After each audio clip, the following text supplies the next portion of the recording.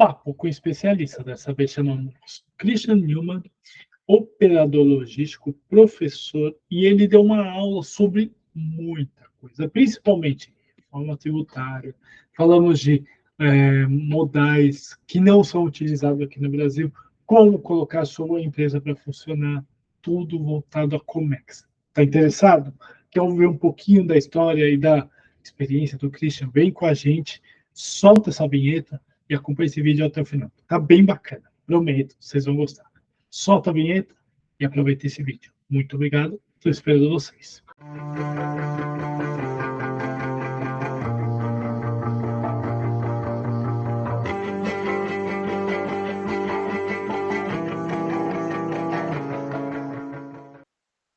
Marinheiros de primeira viagem de comércio exterior, importadores e exportadores.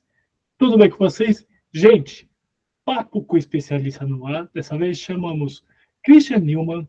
Ele me corrija se eu estiver bem errado, mas operador logístico, mora em Santa Catarina, no Grande Vale do Itajaí, e uma pessoa extremamente experiente na área, que vira e mexe, eu acompanho as postagens e tudo mais dos grupos que a gente participa, e no próprio LinkedIn, muito conhecimento e uma pessoa extremamente aberta. Então, seja muito bem-vindo, Christian. É um prazer ter você aqui no canal. A palavra é com você. Olha, Thiago, eu que agradeço o convite, estar com a tua comunidade, com o pessoal que está no teu convívio aí, que acompanha as tuas redes, as tuas postagens também, do teu trabalho. É uma honra estar aqui. Eu inclusive, já até não tive essa oportunidade de comentar contigo, mas como eu sou professor de comércio exterior e logística, eu também já usei o teu material para ilustrar as aulas, que eu sempre faço isso, busco profissionais de referência de mercado para ilustrar, e a gente está se encontrando agora aqui na live, depois de estar também bastante tempo em vários grupos de comércio exterior, os grupos de WhatsApp aí, eu estava falando semana passada numa outra live que elas encurtaram muitas distâncias, né? A gente tem muito conteúdo, uma rede de contatos muito de alta qualidade, de pessoas de referência, né? Eu tenho o prazer de encontrar pessoas como Milton Gatto, que foi uma referência de professor, escritor, os livros que eu lia na universidade, professor Samir Kedi, Janete da Fonseca, Maria Tereza Bustamante, pessoas de referência no Brasil, do comércio exterior do Brasil, que tu está cruzando com eles nos grupos, né? De WhatsApp. Então, no grupo do WhatsApp não é só aquela galera da faculdade, da escola, o pessoal do futebol, tem muita coisa bacana que acontece também no WhatsApp, e essa proximidade nos deixa muito, muito próximos, né? O mais interessante, né, Christian, ele é um ponto muito legal que você falou. Eu sempre falo que a pandemia veio na hora certa, que a pandemia aproximou as pessoas, principalmente voltadas em WhatsApp e tudo mais. Eu criei o canal na pandemia, e eu tive acesso, gente, foi um prêmio para mim, você me falou isso, quando eu fiz o papo com o especialista, com o professor Nicola Minervini. Gente, o Nicola, eu li o livro dele na faculdade. Hoje ele mora na Itália, voltou para a Itália e tudo mais. E eu falo quanto isso aproximou a gente. Por exemplo, você está em Itajaí, eu estou em São Paulo. Isso é maravilhoso. A gente entrou num link e estamos conversando aqui para, sei lá, quantas pessoas verem. Mas isso que é o mais legal, passar conhecimento para frente. Então, eu que tenho que agradecer por você ter aceito o nosso convite. Obrigado de coração. E antes da pandemia, esse tipo de situação era improvável, as reuniões. Pô, como é que você não vai vir aqui em São Paulo? O pessoal tinha que, as pessoas normalmente, São Paulo é uma bastante referência. Você tem que sair daqui, de qualquer lugar do Brasil para ir para São Paulo para visitar um cliente. Você tinha que fazer uma reunião. Hoje, isso era impensável, né? Vou fazer uma reunião, gravar um vídeo. Pô, eu tinha que estar lá no estúdio, presencialmente. Então, como isso, que paradigma importante que quebrou isso, né? E isso encurta muita distância, isso traz muita possibilidade de informação, de troca de ideia, como a gente está fazendo aqui. Então, isso é muito bacana. Sem sombra de dúvida. Christian, fala uma coisa, para começar, já começando. Você é operador logístico. Me fala qual foi o ponto que você falou? Eu vou virar operador logístico. Fala um pouquinho da tua história no Comex, como você começou, como é que você chegou nessa posição hoje, porque, vamos dizer, não é fácil a gente assumir a responsabilidade de um certo ponto. Por exemplo, o teu canal, você é operador logístico, eu conheço outras pessoas que vão se posicionando. Me conta um pouquinho da tua história. Ah, Thiago, então assim, eu já estou no comércio exterior há 24 anos, então eu tive um privilégio muito grande na minha carreira, que eu comecei no interior, né, hoje eu moro em Itajaí, Santa Catarina, mas eu tive um privilégio muito grande que eu comecei no interior do estado, aqui em Rio do Sul, numa empresa, primeiro numa empresa de imóveis, que era uma empresa pequena, então assim, eu estava na faculdade, bati na porta da, da empresa, buscando uma oportunidade em comércio exterior. Eu comecei a fazer faculdades, pô, preciso trabalhar na área porque eu preciso aprender junto, né? Porque todo mundo, as pessoas acabam sempre perguntando como é que começa, né? A gente começa começando, na verdade, é meio óbvio, né? Meio engraçado, começa começando. Eu sabia que para eu unir o conhecimento técnico à prática, eu precisava começar a trabalhar. Porque senão você fica muito distante daquilo. Quando alguém te fala de algum conceito que você não tem noção, pô, se ele falar que o container é de borracha, você vai acreditar. Né? Você não tem essa. Né? Se você tem alguém que você quer uma referência e ela fala aquilo, você vai acreditar naquela verdade. Né? E aí eu mapeei umas empresas na cidade que eu morava, que era Rio do Sul, e eram poucas empresas de comércio exterior, e eu comecei a buscar os donos das empresas, porque eu pensava assim, bom, eu vou pedir emprego, eu vou mandar lá para o RH, vou mandar lá na portaria, sei lá, da empresa, né? Vou mandar por e-mail, vai entrar no e-mail qualquer e ninguém vai me responder. Isso que eu pensei, vou olhar as empresas e vou endereçar o meu currículo pro dono da empresa. Porque se for uma correspondência, se for e-mail, ou é uma secretária ou é alguém que vai entregar para ele, pelo menos. Né? Eu pensei, opa.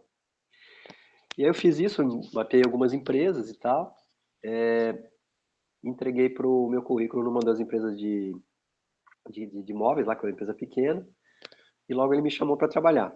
Chegando lá, a única coisa que eu sabia de comércio era que eu estava fazendo faculdade, né? E aí eu disse, beleza, vamos contratar, vai começar aqui. Disse, tá, mas como é que eu faço? Eu não sabia nada. Disse, não, tu vai lá no arquivo morto, pega aquelas caixas de arquivo morto, e tu pega lá a documentação e copia e faz igual. E por que fazer igual, né? Como é que copia e cola? Na verdade, não copiava e colava porque não, a gente tinha que fazer, né? Muito, claro, já tinha sistemas informatizados, mas eu tinha que fazer algumas coisas que eram manuais, preencher algumas instruções de porto, senha, enfim. Porque a empresa ela vendia móveis e vendia sempre para os mesmas empresas. Tinha uma empresa nos Estados Unidos, uma rede de empresas de móveis nos Estados Unidos e uma rede de empresas na Europa. Então, eram sempre as mesmas produtos, a quantidade de produtos, então era simples, só mudava ali o navio, os dados do container e tal. E assim foi que eu comecei a entender um pouquinho de comércio exterior, né? E aí junto com o despachante aduaneiro, com o porto, com o banco, câmbio, e isso foi uma escola muito legal. E depois eu trabalhei no frigorífico também, na exportação, em Rio do Sul, no Pamplona, que é uma empresa de renome nacional hoje, que tem produtos no Brasil inteiro, né? Uma empresa que tem um volume grande de exportação também. E, e aí a gente acaba tendo contato com a parte produtiva, né? E depois eu vim, depois de um período, eu resolvi vir morar em Itajaí por conta dessa oportunidade de trabalho, né? Porque já tinha um comércio exterior pujante e tem uma qualidade de vida legal também. Aquilo que a gente falava antes de começar a nossa live sobre o cenário de ponto de vista de trabalho né, e vida, né? A gente consegue conciliar isso, trabalhar em grandes empresas, para grandes corporações, morando numa cidade meio que de interior, mas perto de portos, aeroportos, né? A gente tem aqui uma qualidade legal. E eu vim para cá, para a área para a parte de prestador de serviço. Eu troquei o lado da mesa, né? De balcão. Eu era cliente, passei a ser fornecedor, e fui trabalhar com empresas na operação logística. Eu já cuidava da logística de exportação e de importação de algumas empresas. Então, fui gerente comercial da Multilog, fui gerente comercial da Brascarne.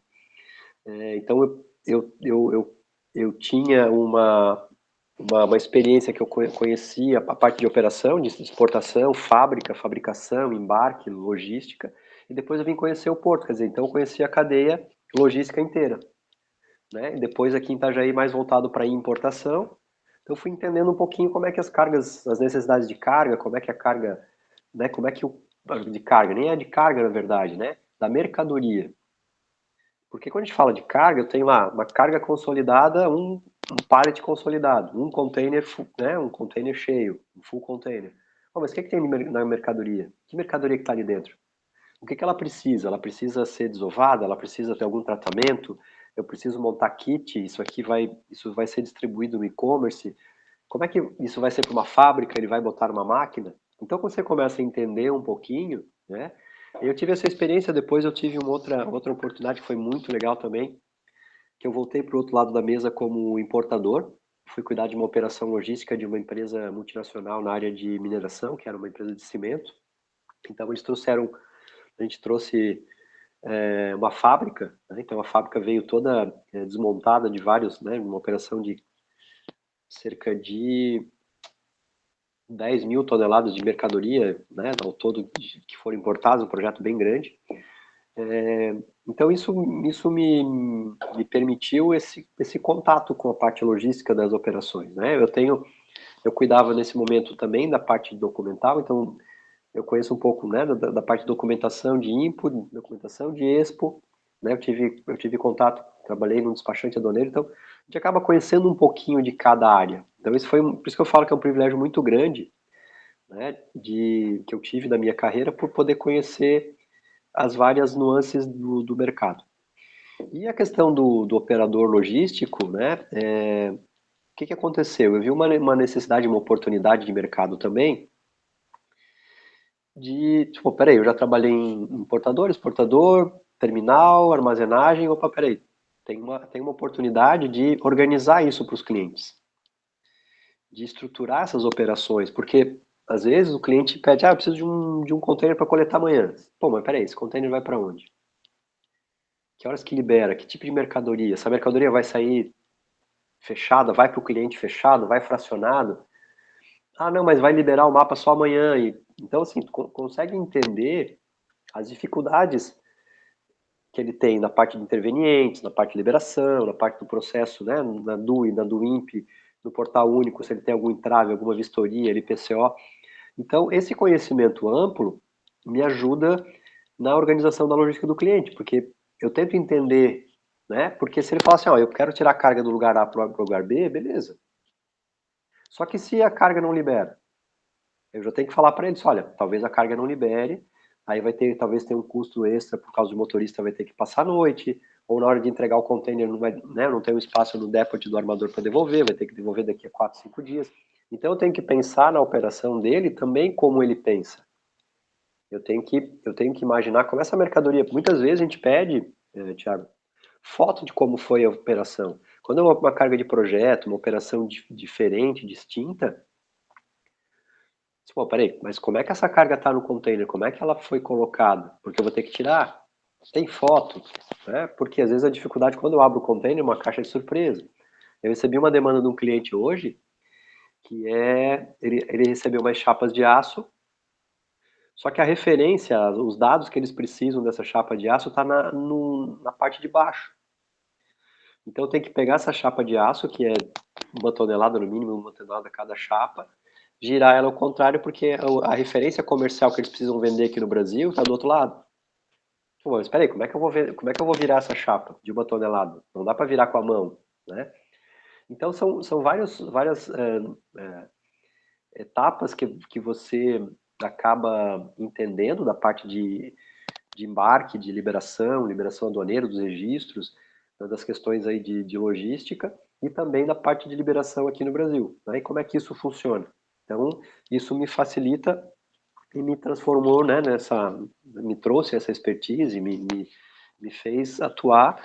E outra coisa também, Thiago, que me facilitou muito a vida, porque hoje eu tenho eu sou CEO da Neumann Soluções Logísticas, e eu atendo transporte, distribuição e armazenagem nos principais portos e aeroportos do Brasil. Como é que eu faço isso? Da mesma forma que um agente de carga representa o armador, eu represento empresas, tanto de Santa Catarina, de outros estados, que são transportadoras, armazéns, terminais, em que eu tenho uma rede de contato que eu atuo dessa forma. Então, uma coisa que foi importante também para mim foi esse networking. A gente falava isso, né, antes de começar nos bastidores, sobre a rede de relacionamento que me permite. Porque às vezes uma demanda, o Thiago vai me chamar, só Cris, eu preciso de uma carga de exportação lá no Pará. Eu vou falar com alguém vai me indicar uma empresa lá, assim, né? Assim como os armadores e os agentes de carga têm redes de agentes que eles se servem de parceiros que atendem eles no mundo inteiro, eu tenho uma rede de parceiros que me atendem aqui no Brasil. Então eu tenho hoje operações, né, Rio Grande do Sul, São Paulo, Santa Catarina, Manaus, Brasília, Recife, Fortaleza, enfim, eu consigo atender praticamente, claro, às vezes não consigo no menor custo, no menor prazo, porque às vezes a operação que ele tem, ele já conhece alguém, mas assim, eu consigo atendê-los numa qualidade, numa demanda bastante importante nesse sentido, que isso facilita bastante a vida do importador e exportador. Então, a gente acaba sempre perguntando, buscando entender para poder ofertar o melhor serviço, né? Por isso que eu acho que foi legal esse legado da Impo e da Expo, que é a minha base, né? Que é a minha base profissional, e eu ainda busco conhecimento, então por isso que, né, que a universidade também, né, como professor, me obriga, e essa é a obrigação é legal por conta disso, né? Acho que isso é um dos fatores que também sempre me fizeram estar no mundo acadêmico, que a gente está sempre buscando, né? Sempre eu tenho que estar aqui olhando como é que está a DUI, como é que está a DUIMP, como é que está o cenário, então eu tenho que estar olhando todas as interpostas aduaneiro, tem que estar nos grupos aí que olhando tudo que está acontecendo no dia a dia para poder levar coisas novas, não só para os alunos, mas para os clientes também, né? Então, opa, peraí, então uma portaria que saiu hoje que talvez aquela tua operação lá vai atrasar ou vai adiantar, enfim, são coisas que acabam facilitando o dia a dia dos clientes e da operação, né? O mais interessante, né? Você tocou em alguns pontos que eu acho muito legais. Primeiro, a sua história, como você começou e como você chegou hoje. E você tocou num ponto operador logístico. Ou seja, em momento algum, você falou que um operador logístico está acima do despachante aduaneiro, ou acima do agente de carga, ou acima de um armazém, enfim. O que eu quero dizer com isso? Para você ser um operador logístico, você tem que ter muita parceria com muita gente, muita empresa, claramente. Com armazém, com agente, com despachante. E também, pessoal, com o pessoal lá fora, os co-loaders. Estou falando bobagem, Christian? Como é que você define como a pessoa vai te ajudar nessa operação? O operador logístico, na verdade, ele organiza toda essa cadeia, né, Thiago? Porque eu vou dar um exemplo hoje. Eu fechei aqui uma operação com um cliente de equipamentos para academia, né? Então, o que que acontece? A gente estava falando sobre isso. Ah, tá para liberar, vai liberar, vai liberar. O que que aconteceu? Ó, liberou. A mercadoria liberou pelo mapa, pela receita. Vamos carregar. Essa operação é uma operação casada. Eu vou tirar do porto, vou fazer uma operação de cross-docking, ou seja, eu vou tirar o container do porto, vou botar no armazém, vai chegar um caminhão, vai carregar essa mercadoria para Goiânia, Aparecida de Goiânia. Vai levar essa mercadoria. Então, o que acontece? Liberou, o que eu tenho que colocar em quem é que está em cópia já nesse e-mail? É que entra todo mundo em cópia, né? Entrou a trade, o cliente, o importador, né? O despachante aduaneiro, o terminal que a mercadoria está, o pessoal do transporte. Então, olha quantas pessoas tá. A gente está falando de importador, de trading, do terminal que tá o container, o pessoal do transporte. Nós estamos falando de 5 entes já. Então, nós temos cinco pessoas, cinco empresas envolvidas nessa operação, porque eu tenho que, aí ele tem que me mandar a documentação, eu tenho que entender do BL, do packing list, né? O rapaz que está lá organizando a parte do armazém, ele tem que entender de documento internacional. Então ele tem que saber ler um packing list, uma invoice, para saber valor, para saber peso, para saber a cubagem. né? Ele vai olhar lá o BL, no BL vai ver que armador que é, para poder devolver o container no depot. Ele conhecendo o mercado, ele vai olhar no BL e vai olhar qual é o armador. Ah, o armador é X, então eu vou entregar eu já posso agendar aqui a devolução do vazio. Aí eu tenho uma outra parceria com o despachante que ele vai fazer a senha de agendamento na coleta no terminal ou no porto. Né? Tem alguns casos que o próprio despachante faz, ou a própria transportadora, dependendo do lugar, a senha, enfim. Aí tem o cliente, aí tem a trade, tem os impostos, a emissão de nota, daqui a pouco tem a contabilidade, porque a contabilidade é que emite a nota. Então, tu tem um monte de gente, o que o operador logístico faz? Ele faz essa organização. Porque nós temos já, né, você falou, nós temos lá o exportador, nós temos lá a empresa de transporte, o agente de carga local, o co-loader, aí nós temos aqui o despachante, aí tem a trading, o banco, o câmbio, enfim, tem um monte de gente. O cliente final que comprou a mercadoria já, a trading, a operação, o pessoal de armazém. E o que a gente faz nesse caso como operador? Você organiza todas essas informações. A informação do exportador, lá do packing list, como a mercadoria está estufada, a quantidade, o peso, as dimensões de caixa, elas são fundamentais para organizar a mercadoria. Porque quando eu falo assim, eu tenho 10 toneladas e 5 metros cúbicos, sim, mas esses 5 metros cúbicos, a gente pode, né, a gente pode fazer 5 por 5, 1 por 1 é 1 metro cúbico. Pô, peraí, mas a mercadoria, se a mercadoria é fininha, uma chapa de aço. Chapa de aço tem, sei lá, 1 centímetro de altura por 6 por 2,50. É uma cubagem, só que se ele for quadrado. Então, essas informações que eu tenho lá do exportador, elas são fundamentais para organizar a logística aqui. Aí, somado a isso, a gente tem a questão dos intervenientes, do tempo de liberação. Então, a gente já sabe aqui, que a gente vai acompanhando com os clientes quando eles fazem pré-alertas, né? Olha, o meu navio é o navio tal, ele está previsto para atracar no sábado, no domingo.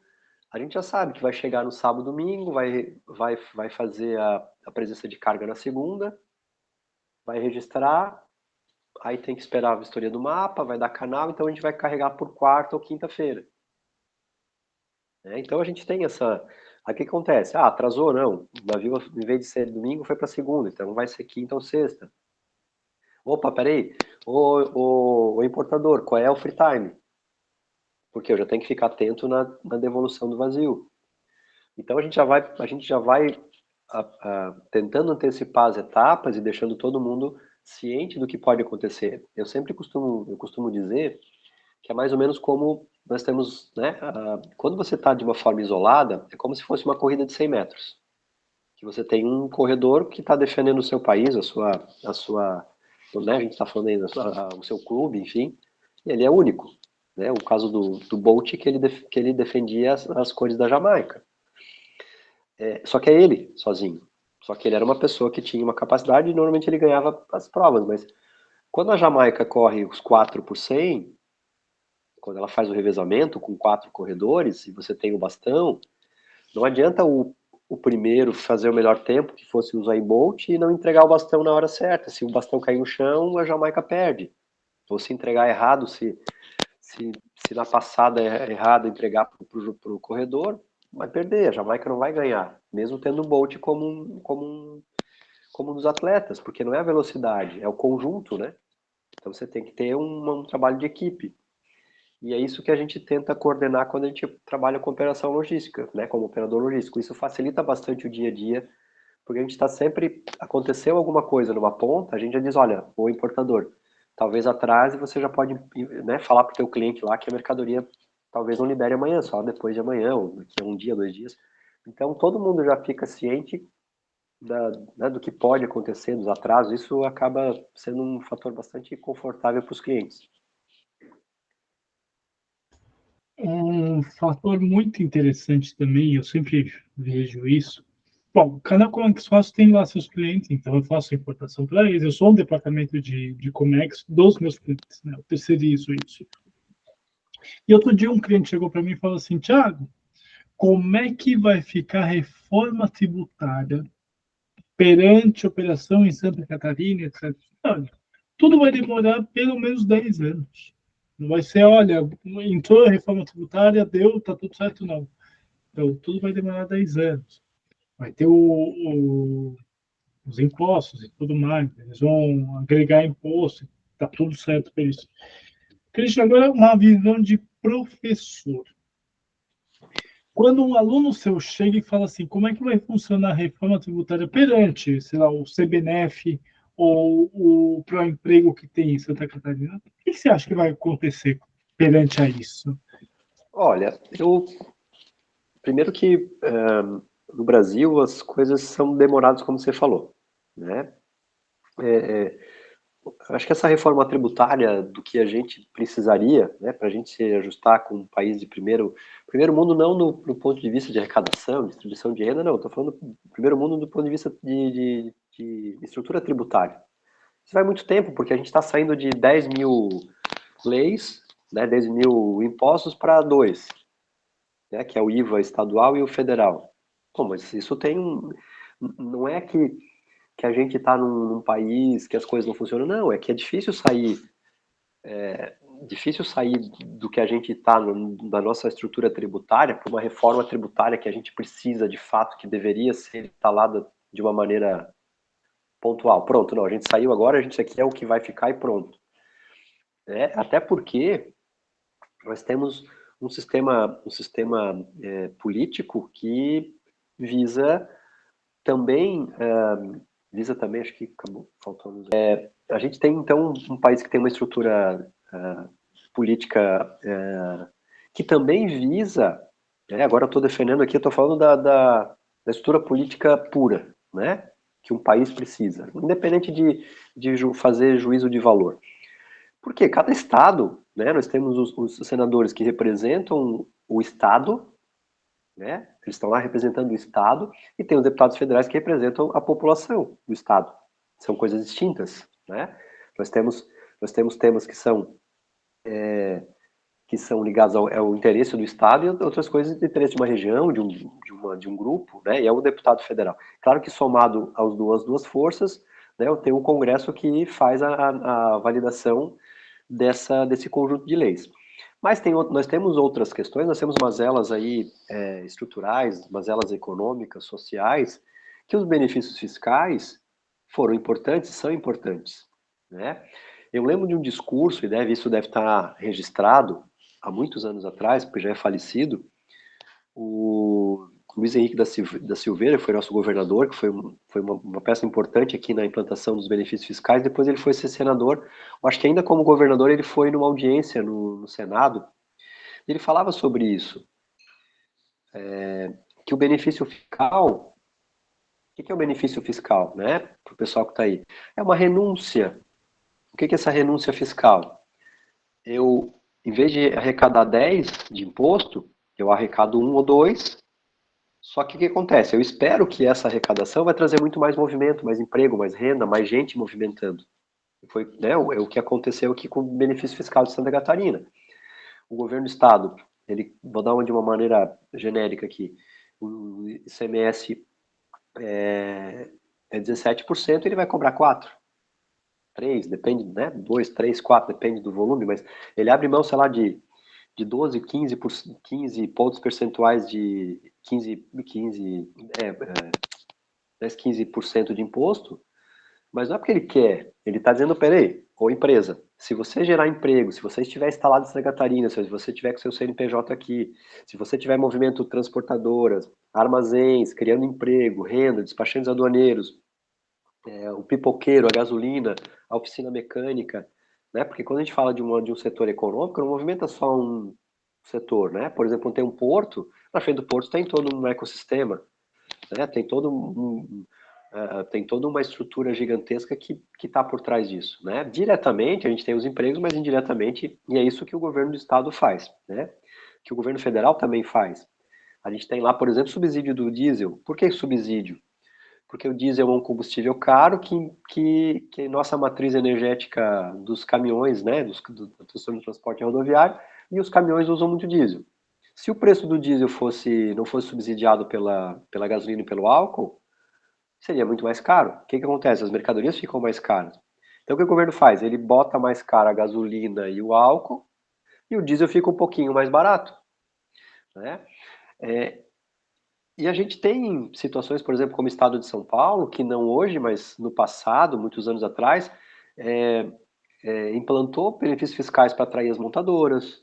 Ah, eu tenho. Qual é o benefício fiscal? É de importação? Não. Olha, você vai abrir montadora X, vai abrir aqui em São Paulo, você vai trazer 10 mil empregos e eu vou te isentar dos impostos estaduais durante 30 anos. Opa, isso é o que a empresa faz. Mas isso é uma forma do governo facilitar a vida do empresário, né? Então eu entendo que o benefício fiscal, que a reforma tributária, ela vai algum tempo, que ela vai ter alguns ajustes, porque tem muitos setores que são sensíveis, assim como Santa Catarina tem um setor sensível à importação, outros estados têm outras áreas também que são importantes.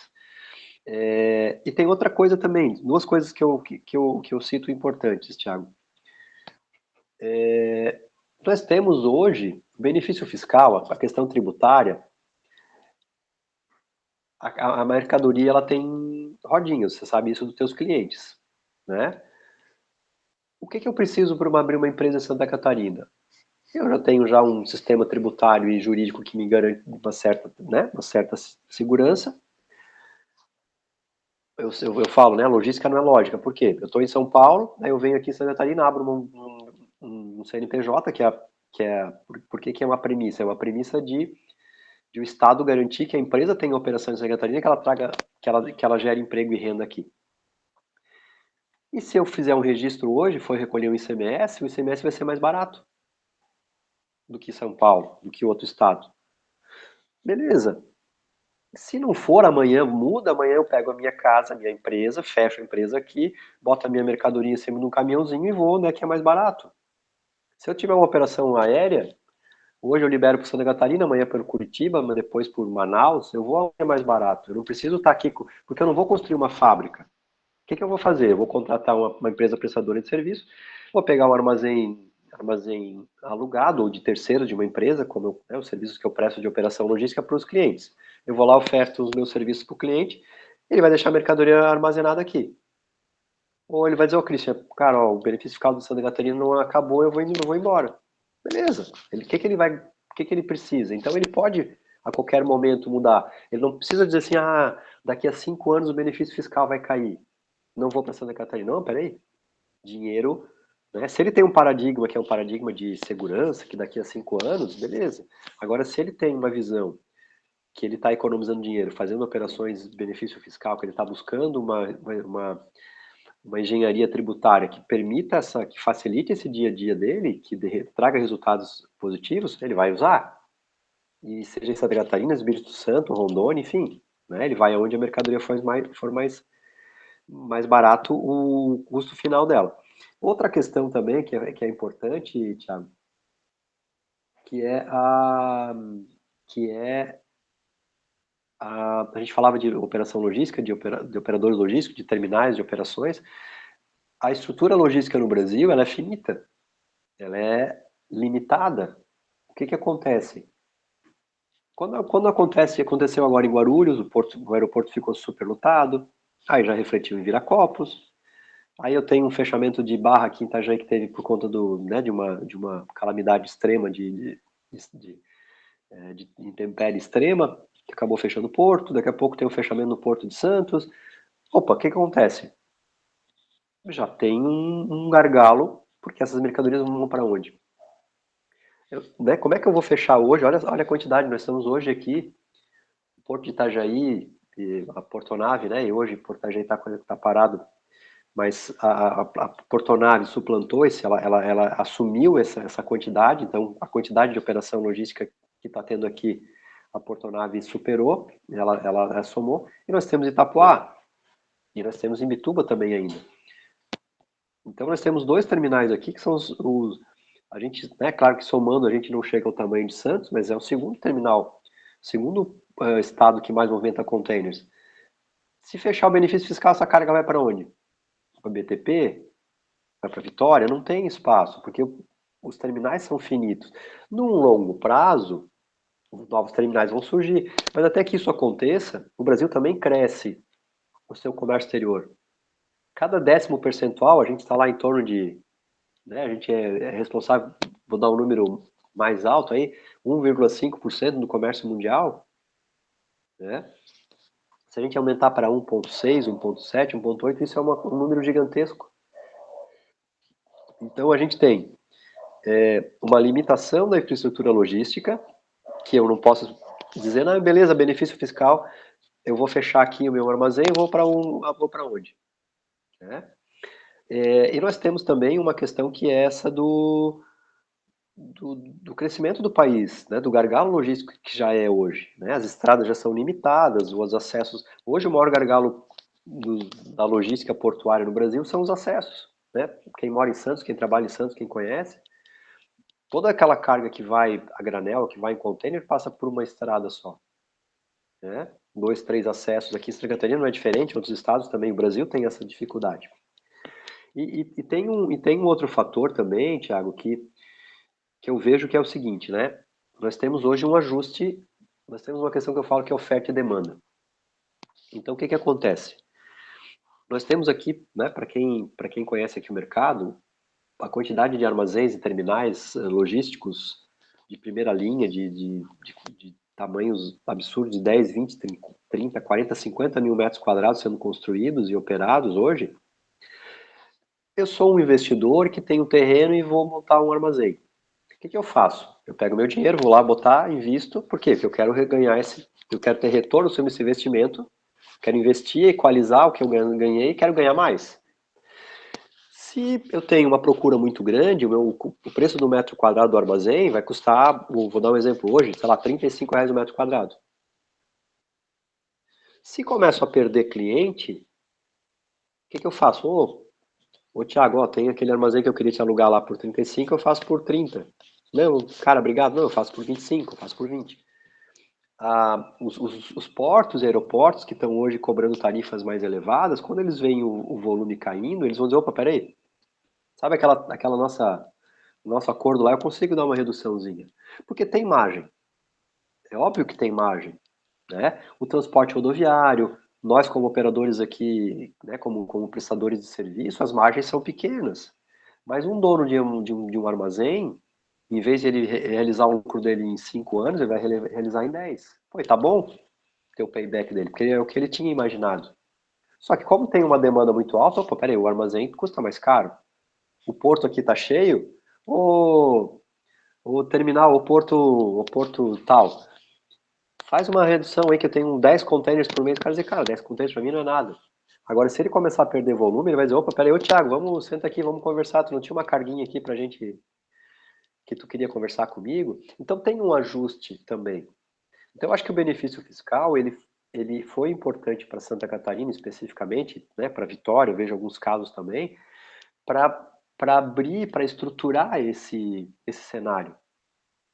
E agora, quando o benefício fiscal sair, está todo mundo aqui pronto para. É como se fosse um treinamento para uma Olimpíada, para uma competição, está todo mundo treinado, está todo mundo bem. Quando for para acontecer de fato, né, o combate, quando você tiver que ir lá fazer a tua competição, está todo mundo estruturado, né? Porque vai ter uma competição natural. Hoje a competição ela tem um viés aí econômico, né? Mas de fato hoje você conhece bem, né, Thiago?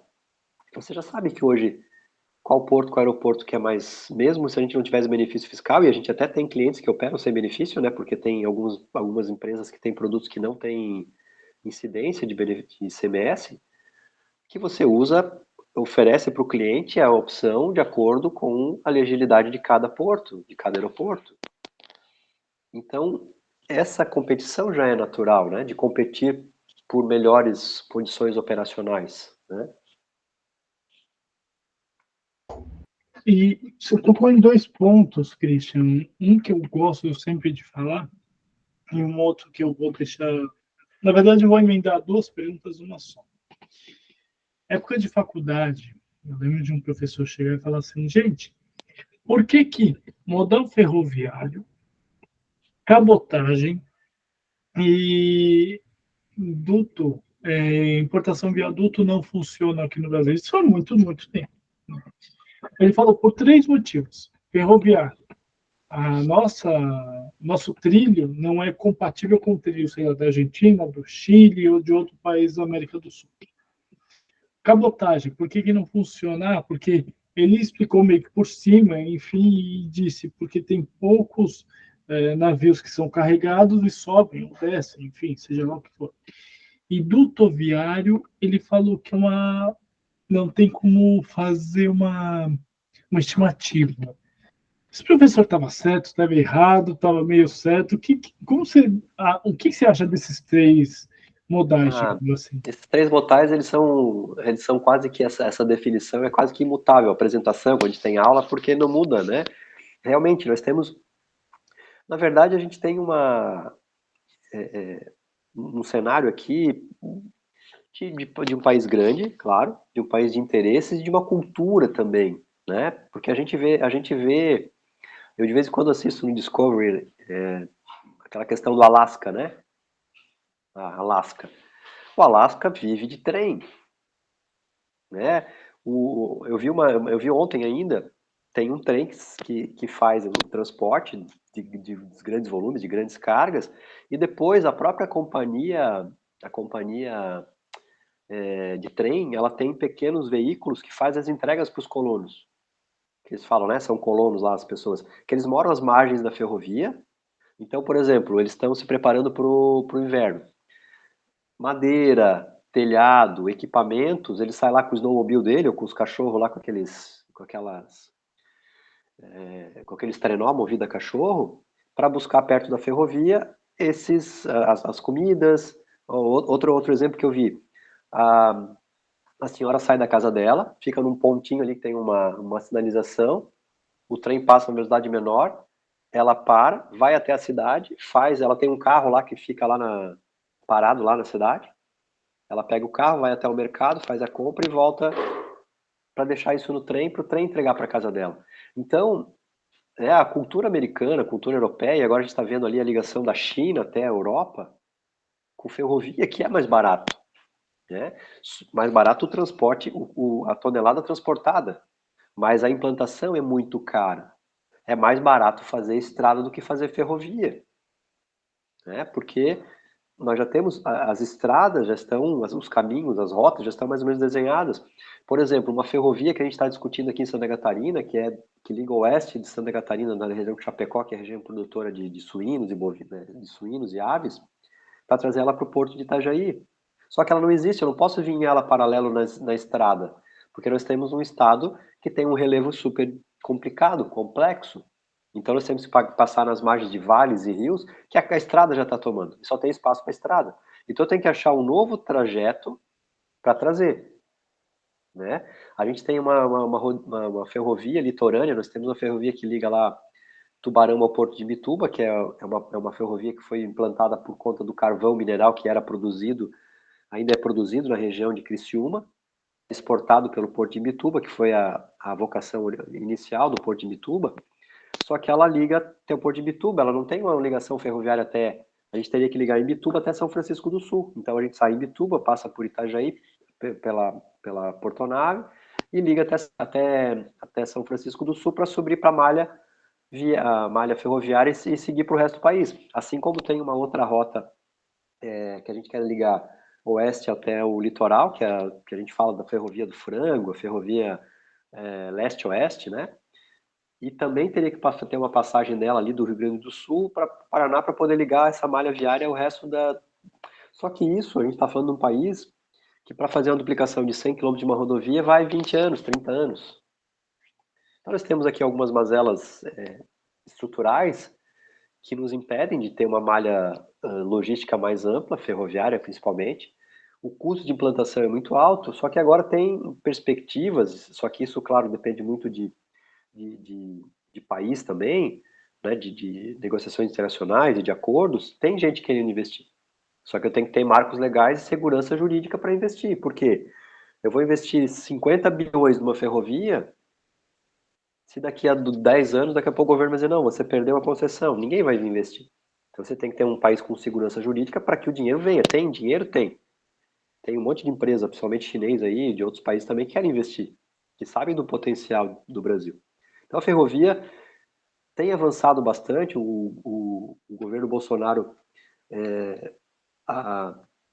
avançou bastante nisso, eu espero que o governo Lula também mantenha esses projetos e leve isso a sério. A gente está falando cada vez mais em rotas bioceânicas, né? Peru, Bolívia, né? Ligando essa região. Então eu espero que isso aconteça. Santa Catarina deu um passo importante.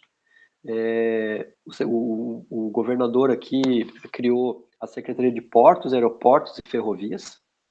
Antes era tudo só de transportes, então portos, aeroportos e ferrovias estão numa secretaria específica. Então antes quem falava de ferrovia eram gerentes, né, gerente de ferrovia, gerente de cabotagem, gerente de estradas. Hoje é o secretário de Estado que fala sobre ferrovia. Claro, tem a equipe lá da parte de ferrovia, mas né, tá sobre a batuta deles, então isso é muito legal.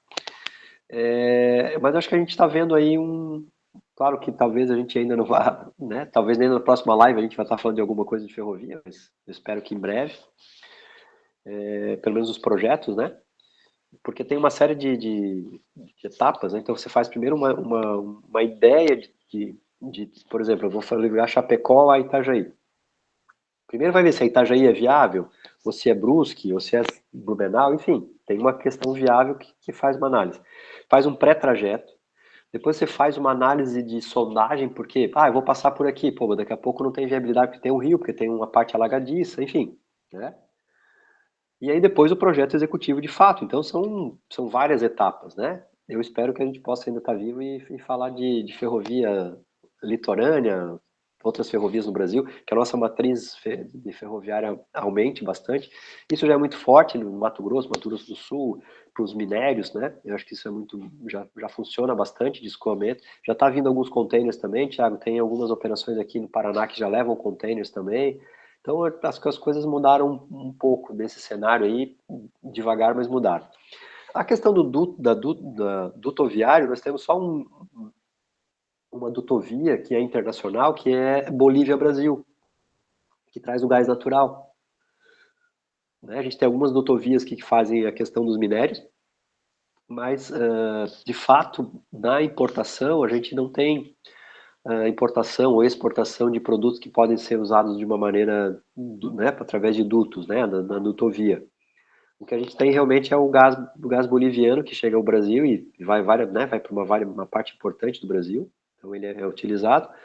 E a cabotagem, ela é uma ferramenta de desenvolvimento, só que ela é limitada porque ela tem também alguns lobbies, ela tem uma reserva de mercado, porque primeiro que a cabotagem ela é feito pela regra, né? Isso é muito forte nos outros países também, uma forma de desenvolver a navegação, as empresas de navegação do país, é que essas empresas sejam de bandeira brasileira. Então a cabotagem é um transporte entre portos, né, de uma costa, de um país, e as empresas têm que ser empresas brasileiras. Só que são setores econômicos que concentram muita renda. Então, como é que eu vou construir um navio, vou operar né, o Thiago, vamos fazer uma sociedade, Thiago, vamos construir um navio, vamos botar uma linha marítima. Não é, isso é para grandes armadores. E é quem está por trás dos nossas empresas de cabotagem.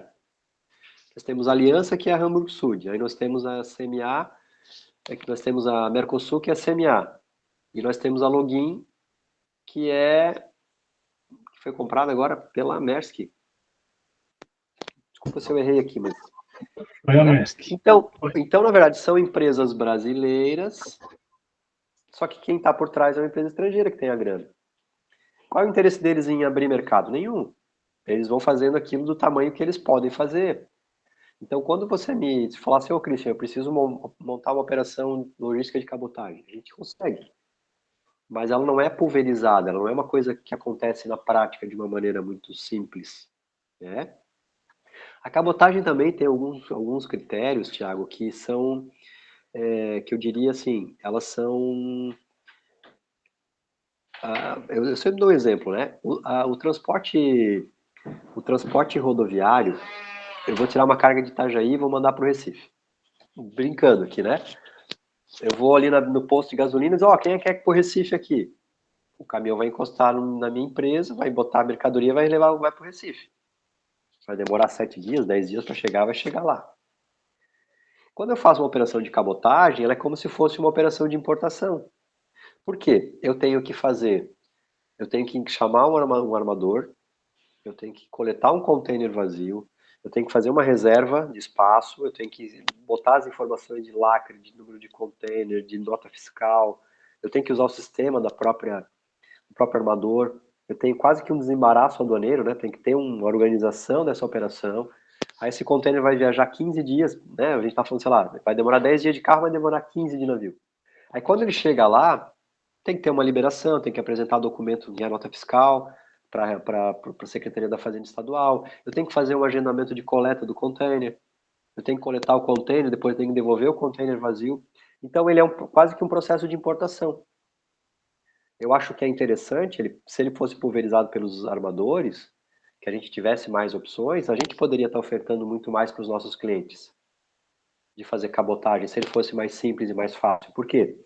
Ele sabe que é mais rápido de caminhão, só que é mais caro. Então a cabotagem é mais barata. Então, se ele tiver um suporte, ele tiver assessoria profissional adequada, ele vai botar todas as cargas dele na cabotagem.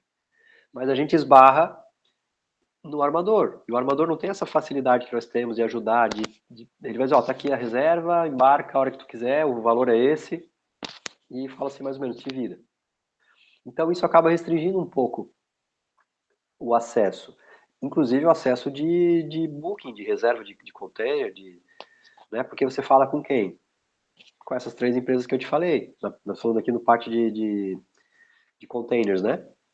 Então isso acaba limitando. Poderia ser muito maior, sim, só que tem uma política. Até o governo Bolsonaro tentou fazer o projeto de cabotagem BR do Brasil, foi um projeto bacana, mas só que ele passa também por muitos lobbies, né? Tem muita vontade, tem muita vontade empresarial que às vezes está por trás de uma mudança. Tem setores da economia que são organizados, que quando o governo, opa, vamos fazer uma melhoria, que a gente estava no benefício fiscal aqui, né? Pô, vamos fazer uma melhoria. Só, mas peraí, se fizer a melhoria, nosso setor aqui, aí alguém vai lá e diz, não, não vamos votar, vamos fazer assim, veja bem e tal. E, e foi o que aconteceu, foi um projeto bacana, na essência, que ele ia facilitar muito a questão de documentação, de processos, de procedimentos, né? Por exemplo, a tua empresa lá tem um registro de cabotagem, você pode fazer a operação ponta a ponta, você pode contratar a transportadora, dar armazém, terminal, porto, ia facilitar muito a operação. Mas tem um lado do lobby dos armadores que está ali, opa, peraí, mas eu sou o detentor, eu que... E aí a coisa não anda, né? Mas aqui o que o teu professor falou tá... Acho que ainda é o mesmo cenário, diria, com algumas poucas mudanças. Eu diria que não mudou absolutamente nada. Eu me formei em 2005. Então, quanto tempo faz que eu ouço isso? Eu já dei aula no canal sobre cabotagem, é, modal ferroviário, o próximo é ser duto viário.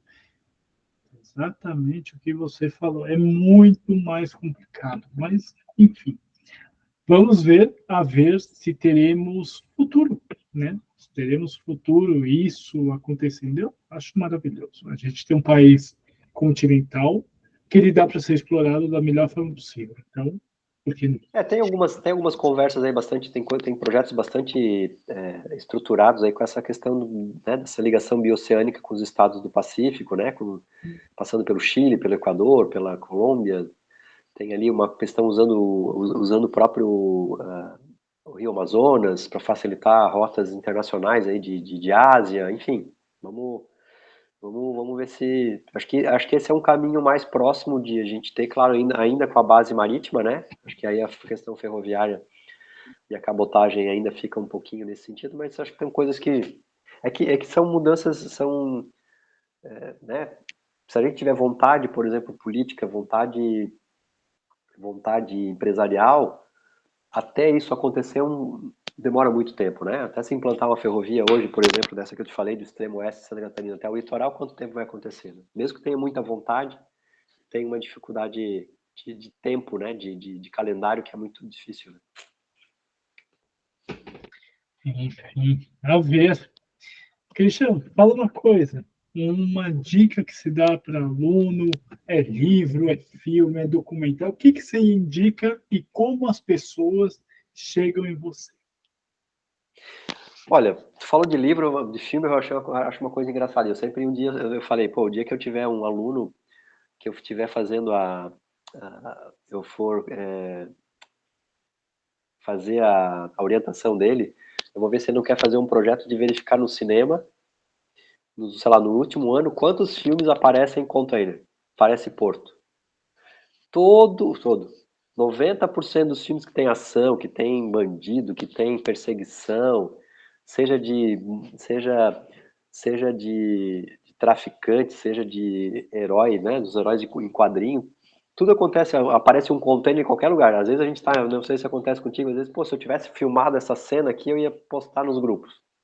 A gente senta para dar uma relaxada, aparece um container em algum lugar. Ou daqui a pouco eu acho que é o mais engraçado é assim, né, os caras estão correndo numa rodovia, numa estrada, daqui a pouco faz uma curva, tá dentro do porto, como se fosse assim para entrar num porto, né? Às vezes o cara bate num portão, o portão voa e tá dentro do porto. Ele passa dentro dos containers lá, como se fosse estivesse entrando na porta de casa, né? Então, mas é muito legal porque acho que é uma referência que o cinema tem para essa área, né? Tem esse legado. Mas a, a minha, eu tenho o LinkedIn, que é Christian Werner Neumann. Tenho também o Instagram, que é o mesmo perfil, que é Christian Werner Neumann. Eu sempre digo, é perfil de velho, né? Porque normalmente o pessoal tem lá um nickname, tem alguma coisa, mas eu tenho uma dificuldade também de criar os meus endereços de e-mail e as minhas redes sociais, porque como eu tenho um nome alemão, e é um nome comum alemão, então Christian Werner Neumann. Então, quando eu tô numa rede, pô, lançou a rede agora, eu boto lá Christian.Neumann, já tem um monte de alemão lá, Chris Neumann. Então eu pensei, pô, vou botar o meu nome inteiro aqui porque fica mais fácil de me achar, né? No LinkedIn já é o nosso nome, né, o nosso nome inteiro, né? Mas quando eu comecei a fazer o Instagram, eu disse, pô, vou fazer aqui nicknames. Pô, porque, né, onde eu vou na rede já tem um alemão, um americano que tem esse nome, que é um nome bastante comum, né? Então eu tenho eu sou, né, eu sou professor universitário também. Esse semestre eu não estou com nenhuma aula, nem de logística, nem de comércio exterior. Eu, né, sou do aula de graduação e pós-graduação e, né, fui professor da Univale, da Uniavan. Eu pedi agora um tempinho agora para os coordenadores aí para poder dar uma focada no trabalho, tem bastante oportunidade. E tem muito evento, tem, por exemplo, uma live dessas talvez não fosse possível, porque às vezes um dia da semana, agenda. Então, agenda à noite e durante o dia também, as questões de viagem, né? A gente está falando aqui de intermodal, por exemplo, que é terça, quarta e quinta. Então, a vida acadêmica é uma coisa que eu sempre gostei. Quando eu estava na sala de aula ainda, eu já sabia que eu queria ser professor. Um dia eu estava lá sentado lá, disse, um dia eu vou estar aí na frente como professor. E foi o que aconteceu, eu já dou aula já há uns 15 anos, acho que até mais. Mas tem essa dificuldade, né, do tempo. O tempo é muito relativo, né? Ele te toma uma dedicação grande. É muito legal, tem uma troca fantástica, aquilo que eu falei, a gente está sempre buscando alguma coisa para falar para os alunos. Sempre tem uma coisa nova, às vezes tem uma dúvida que o aluno traz, a gente não sabe, a gente vai lá e corre atrás e busca isso. Eu sou também por natureza associativista. Eu Eu fui por muitos anos e participo já há muitos anos como coordenador do Núcleo de Comércio Exterior aqui de Itajaí. Hoje eu estou como participando do núcleo, mas eu sou ativista, né? Nesse tempo todo. O Núcleo de Comércio Exterior é um grupo de empresários, de pessoas que trabalham com comércio exterior que buscam facilitar o comércio de uma maneira, voluntária, né? Discutir com Receita Federal, com a Anvisa, com o MAPA, com os entes estaduais, a gente tenta promover eventos, né, de network de negócios, de rodada de negócios. Eu fui um dos criadores aí do Itajaí Comex Summit, que é esse fórum de discussão com Receita, com a Anvisa, com o MAPA, falando da modernização do Estado, da facilitação do comércio. Então isso eu já faço, né, há tanto tempo, quando eu já estou trabalhando, então eu já estou mais de 20 anos no associativismo.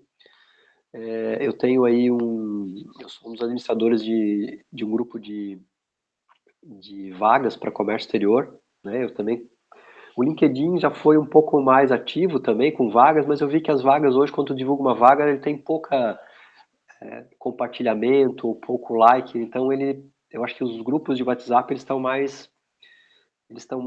sendo uma ferramenta mais fácil de acesso. Então eu sou administrador do grupo A Vagas Comex, que tem cerca de 2.000 pessoas aí. Eu estava até falando para o Thiago antes que a gente vai ter que abrir a segunda, porque já estamos com o segundo grupo quase cheio, que é uma forma também, que é uma forma aí voluntária de tentar fazer essa corrente do bem aí, de tentar ajudar pessoas a conseguir se recolocar, ou mudar de emprego, enfim, ou mudar de área às vezes, né? Às vezes alguém que, às vezes a gente tem muitos clientes, muitos alunos que estão numa atividade, começam a fazer comércio exterior e precisam mudar de vaga, tem uma dificuldade, às vezes um estágio ou um trabalho ajuda bastante, então são formas de estar presentes aí com esse pessoal. Então, o comércio exterior e a logística tomam parte do meu dia, né? Meu dia e da minha noite também, porque a gente está sempre nos grupos aí, né? É final de semana agora, tem os grupos tem os grupos de resenha do Comex, por exemplo, que é quase que 24 horas, o pessoal já posta lá um vinho que importou, alguma coisa que está tomando, então acho que os grupos de WhatsApp têm uma importância muito grande, eu acho que eu faço esse destaque, porque ele também a gente tem que tomar cuidado, isso como uma dica, né, Thiago? A gente falou de início de carreira, agora a gente está falando, né, continua nessa. Porque às vezes o pessoal acha que um grupo de comércio exterior, um grupo de amigos e tal, a gente pode falar o que quiser para quem a gente quer, às vezes vem de uma linguagem, às vezes, não respeitosa, ou algumas coisas que o pessoal posta assim, só que ali a gente tá sendo avaliado também como pessoa, como profissional, né, como relacionamento, como amizade, né, eu falei para o pessoal antes, a gente estava falando aqui, a rede de relacionamentos, ela é uma peça fundamental nessa história, no meu caso especificamente, é a rede de relacionamentos que me permite atender empresas e ter respeito do mercado, porque como eu faço intermediação, eu tenho que ter o respeito do importador, do exportador, do despachante, da trade, mas eu tenho que ter respeito também do terminal, da transportadora, né? Quando eu peço uma indicação de uma empresa que vai me atender num lugar que eu ainda não atendo, eu tenho que também ter o cuidado de avaliar e passar isso para o meu cliente. Então, essa rede de contatos me permite ampliar o meu trabalho. Consigo, eu consigo.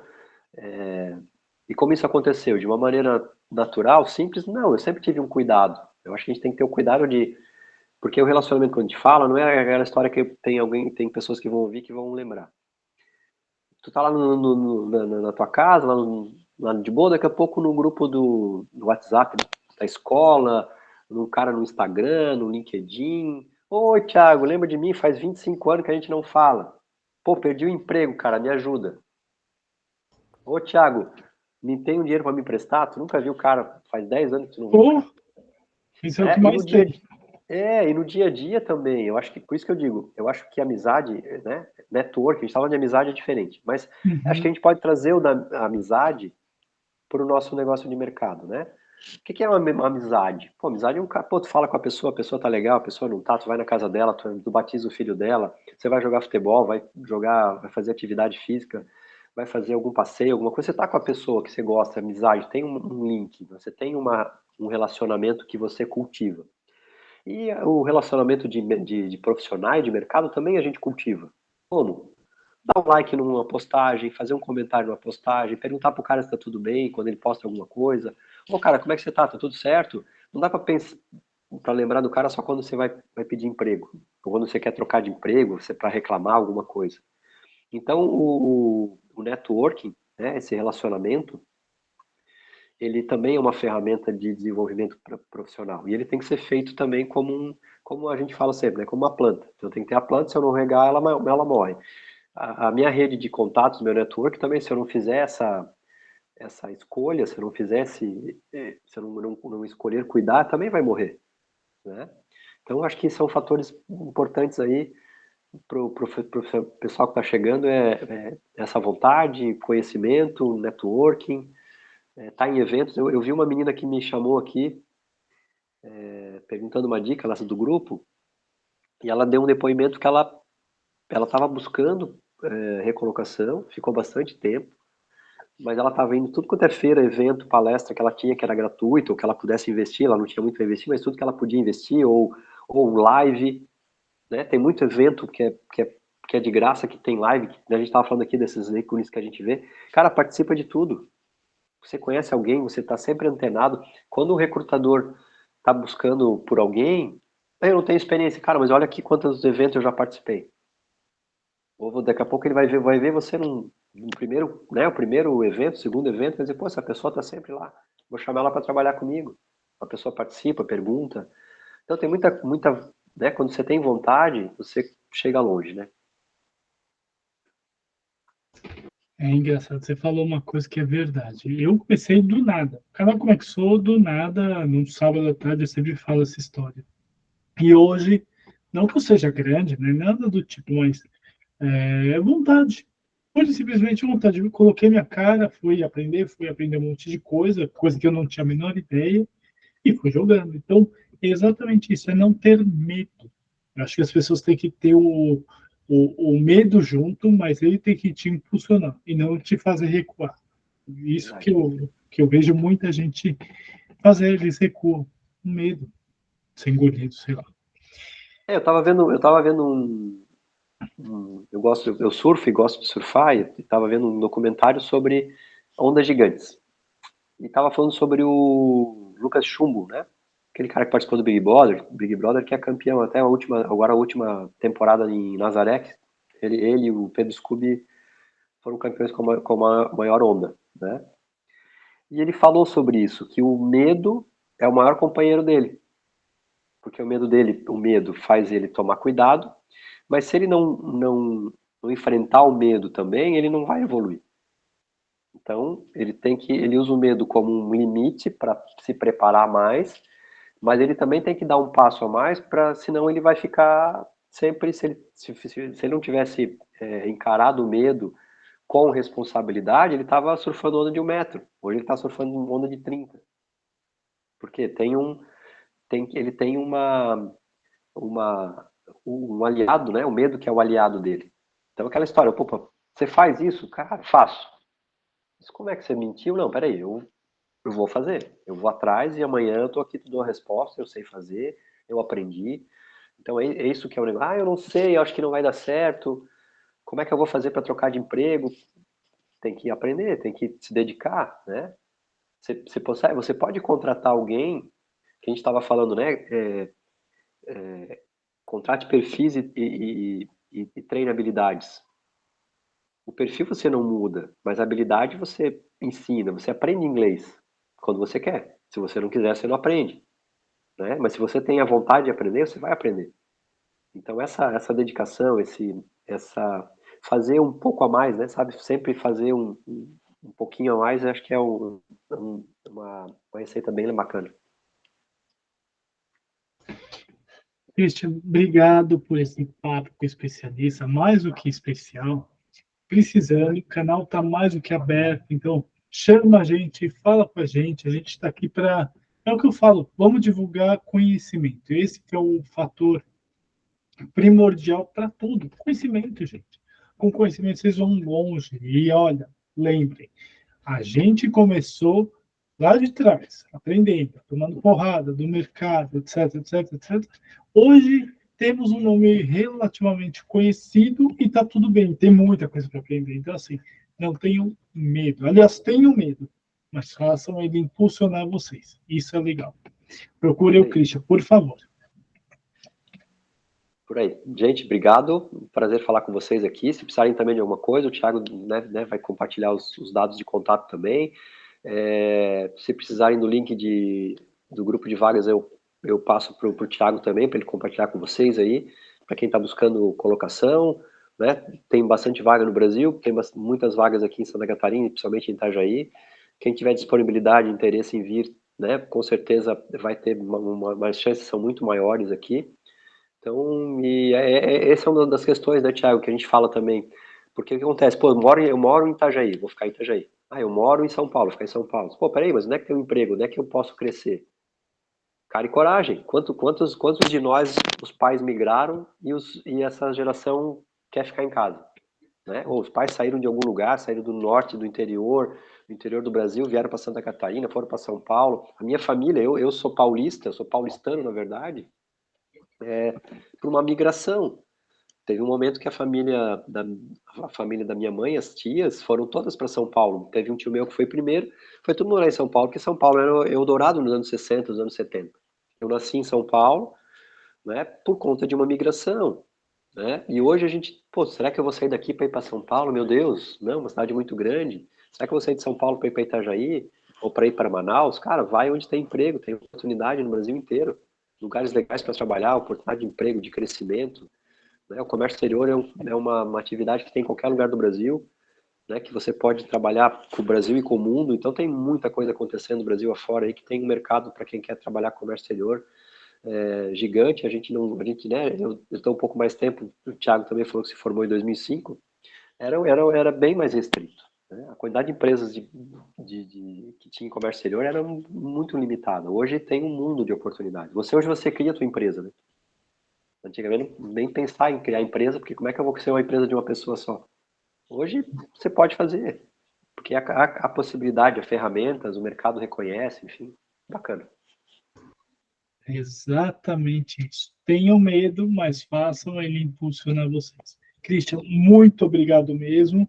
É um Eu que prazer. agradeço. E quando quiser, chama a gente, vamos trocar ideia, sempre vamos fomentar conhecimento com esse pessoal. Por favor. Obrigado. Uma boa noite para Obrigado. todos aí. Boa noite, gente.